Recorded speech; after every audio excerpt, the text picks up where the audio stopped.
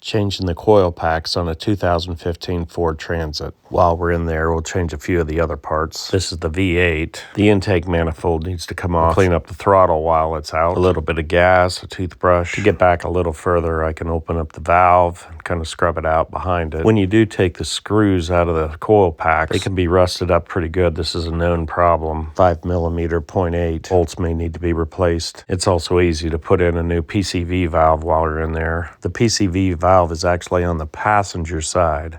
If you pull out the old valve and give it a shake, if the ball rattles, it's probably good. It's also an easy part to replace. Quarter turn with a pair of pliers. Work the hoses off. Verify visually that you've got the right part. When I shake it, it rattles, so it's probably still in good shape. The intake manifold unbolts. The bolts will actually stay in the plastic. It's easy to put new gaskets in the intake. Line it up, retighten everything, reconnect up all the sensors. We'll replace the air filter. Really bad shape. The plastic part's back on top. We've got new coil packs.